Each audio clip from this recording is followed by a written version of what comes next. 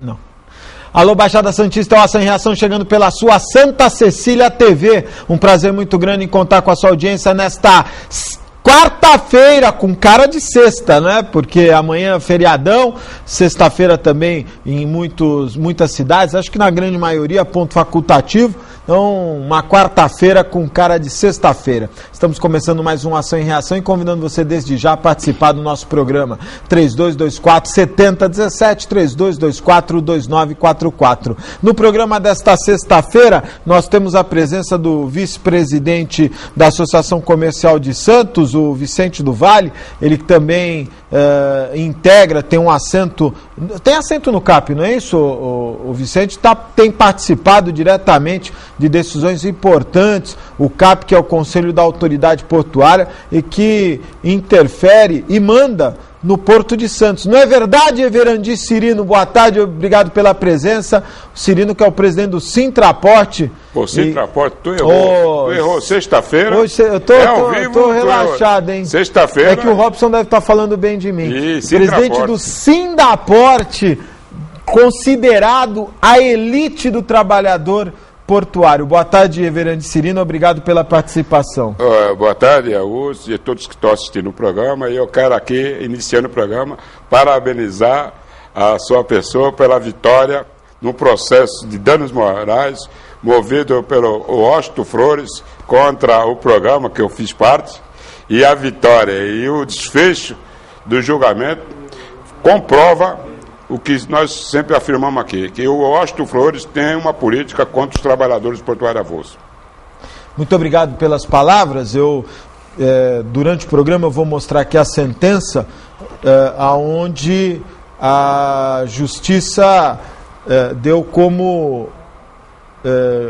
ganho de causa ao programa Ação em Reação, não contra o seu Washington Flores, mas sim contra a imagem que a Santos Brasil tenta passar, de que é uma empresa idônea, que mostra aqueles filmes de televisão, todos os funcionários rindo, sorrindo, mas na verdade, como a própria decisão judicial diz, ela privilegia o trabalhador com vínculo em detrimento ao avulso. E a essência do trabalho portuário é o trabalho avulso. Mas uma notícia que chamou muita atenção essa semana, uma decisão do CAP, destinando apenas um berço para atracação, para movimentação de açúcar. Alguns terminais ficaram surpresos, não é? Até porque no ano passado a movimentação de açúcar foi recorde, a perspectiva desse ano também é de recorde. Nós fizemos um programa, tocamos nesse assunto, me lembro inclusive que trouxemos aqui 2 exportadores que já alertavam, se o Ogmo não tomasse providência, se a Codesp não tomasse providência, mais um colapso na movimentação de carga de açúcar. E me parece que é o que vai acontecer esse ano, nós vamos ter um congestionamento, Cirino. Não, o primeiro que o CAP, como instituição, ela foi criada com a Lei 8.630, ela tem uma finalidade. E o segundo passo é o presidente do CAP extrapolar, dentro do que eu avalio, e aí eu não sou o dono da verdade, as suas atribuições. Quem tem o poder, o direito de regrar política portuária é o governo federal, aí do governo federal através da CEP e a autoridade portuária. Compete à autoridade portuária determinar a política para o porto. Então o CAP ele tem um papel de dar sugestão, orientação e encaminhamento de algumas propostas tiradas do conjunto de segmentos que fazem parte do CAP. Não compete ao presidente do CAP dizer que é um operador. E a Lei 8.630 foi criada e foi firmada para abrir a possibilidade de ingressar no mercado várias operadoras portuárias, várias empresas operadoras portuárias. Para você ter só uma avaliação, no primeiro ano da Lei 8.630, tínhamos 220 operadores portuários. Hoje, só opera no porto 16 operadores portuários. O maior requisitante de trabalhadores portuários avulsos é o Caixa Público. Então, com essa medida, que eu acredito que a Secretaria dos Portos não vai acatar e vai determinar política diferenciada, acredito que a Codesp vai vai se soltar do CAP, ou seja, a CAP está dando determinação para a autoridade portuária, está invertendo, entendeu? Quem tem que determinar a política é a autoridade portuária, que é proposto do governo federal. Eu acredito que isso não vai vingar e faço um desafio para os pequenos operadores. Não adianta ficar de forma isolada criticando. Na questão política, os 10, 12, 15 operadores portuários têm direito à voz e voto e tem como, os pequenos operadores do cais público, tem como interferir e mudar essa pressão que os grandes terminais fazem com o cais público. É um tema delicado, hein, Vicente? Boa tarde, já te cumprimentei, obrigado pela participação. Você que acompanha, inclusive com a chegada de novas cabeças na associação comercial, a representatividade no CAP também alterou a forma de pensar, né? Algumas ideias que vocês conseguiram pontuar e que você já em outras ocasiões já debatemos aqui, inclusive o atual formato de concessões diárias para terminais, da qual você inclusive tem um pensamento que eu comecei a concordar, que é quanto o maior preço pago, né? Boa tarde, Augusto, boa tarde, Cirino. É um prazer estar aqui mais uma vez no programa, onde a gente consegue, através de um bate-papo aqui, discutir e falar sobre os problemas referentes ao Porto de Santos. Primeiro, com relação ao açúcar, essa deliberação foi na última reunião do CAP, eu estava com um compromisso fora da cidade, fui representado pelo suplente, pelo Márcio Calves, acabei tomando ciência dos assuntos no mesmo dia, e é um assunto bastante delicado, porque envolve aí uma série de fatores que precisam ser levados em consideração. Já havia dentro do CAP, aí, em reuniões anteriores, uma discussão com relação aos navios que estavam fazendo essa movimentação do açúcar, ou seja... a condição técnica do navio. Condição técnica do navio, que era uma coisa que está dentro de um grupo de estudo no CAP, onde a gente pretende melhorar as contratações dos navios que operam através do Porto de Santos, e que é uma coisa comum em todos os portos do mundo. Quer dizer, você procura também obter navios com eficiência e que sejam mais modernos para poder privilegiar as operações de embarque e desembarque. Outra coisa é limitar a questão do cais público, a quantidade de cais público para a movimentação do açúcar. A regra do cais público, a não ser que eu possa estar errado, ela é por ordem de chegada em Santos, ou seja, os navios chegam e por ordem de chegadas esses navios vão nos pontos disponíveis de cais públicos sendo atracados para suas movimentações. Por muitas vezes você tem, nessa época de outras cargas que não sejam açúcar, às vezes ocupando todos os cais. Só o açúcar?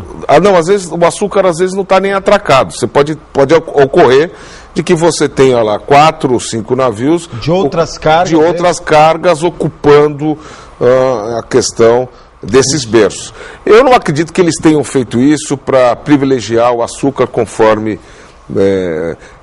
a gente possa estar aqui conversando. Foi feito... Privilegiar não, porque os terminais reclamaram, a maioria dos terminais que movimentam reclamaram alegando uma discriminação, dizendo, olha, vai ser difícil. Não os terminais, os operadores. Os operadores, perdão. Os operadores. E é nesse sentido também que eu vejo. Eu acho que eles não ganham tendo um cais específico para operar açúcar, limitando aquele único cais para essas operações. Esses operadores, no meu ponto de vista, vão perder. Mas o que eu acho que o grande problema que a gente tem que discutir é a quantidade de oferta de cais público no Porto de Santos. Enquanto não resolver a questão de ofertar cais público, o Cirino falou uma coisa, nós vamos permanecer com 19 e 20 operadores em Santos. Porque hoje só consegue movimentar a carga aquele que tem a questão da retroárea para poder receber. Tirar o container do lado, que é uma coisa específica, né? Você tem que ter terminal, não adianta. Você tem que operar de uma forma diferente das outras cargas. Mas as outras cargas que você tem, por exemplo, no granel, a possibilidade de estar operando em cais público. Então, enquanto não tiver uma maior oferta de cais público no Porto de Santos, esses assuntos, seja agora com açúcar, ou seja com outras cargas, a qualquer momento nós vamos estar discutindo a falta de espaço para a operacionalidade dessas cargas. O que eu vejo é que me parece cada vez mais a diminuição do cais público, né? Eu fico aqui imaginando, se no passado, que o grande forte da operação portuária era o café era o xodó. Dominava. Dominou. E Santos cresceu por causa do café. Santos chegou ao que é hoje, graças ao café. Quem conhece a história do Porto, sabe que o Porto foi crescendo pela demanda que tinha na exportação de café. Suponhamos que naquele tempo o café era embarcado no saco, não era em contêiner. Hoje já está fazendo em contêiner. Eles iam operar onde? Então o Porto não cresceria, ficaria pequeno. Então nós temos que rediscutir a forma de atuação do Porto. Eu vou dar outro exemplo. Então essa decisão do CAP vai me fazer recordar lá a Cargill, depois, no passado, quando ela, antes do processo de licitação, ela tinha um contrato para trabalhar uma carga. E quando venceu o contrato, descobriu-se que ela operava açúcar no terminal. Descobriu-se que ela operava açúcar. E o contrato dela não era para açúcar. Então, será que essa medida não vai facilitar os terminais a trabalhar com outra carga e alterar o contrato de arrendamento, que era específico por uma carga? É o que vai ficar em dúvida. E nós não temos como fazer acompanhamento. Não adianta o CAP, não adianta o pessoal que não conhece o dia a dia do Porto imaginar que não existe hoje terminais trabalhando com carga que não está dentro do contrato e aplicando ainda a redução de tarifa que teria direito para uma carga específica. Tem denúncia lá, o Sindaporto recebeu a denúncia de um operador portuário que fez para a Codesp, fez para o Ministério Público, e esse processo está em andamento. Então nós temos que tomar alguns cuidados, porque nós temos que facilitar e investir nos pequenos operadores portuários também, naqueles que estão iniciando, senão nós vamos ter o porto controlado por 4, 5 terminais. E é uma coisa curiosa que na questão do açúcar, quem quiser operar no cais, em áreas, em terminais, praticamente fica na mão da Copersucar, que é a maior interessada em ter um sobrepreço numa mercadoria de terceiro, e a Cosan. Mas, Augusto, eu falei agora que tem operador lá do Guarujá que operava com açúcar, pô.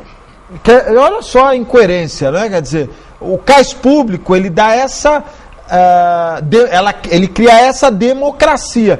Você tem que operar num concorrente seu, no mínimo você tem um sobrepreço. É natural isso, né? Ou não? Estou muito enganado? Não. Pode me corrigir que eu não entendo nada. Não, você está completo, mas não é nem questão de Porto, é questão de entender mercado.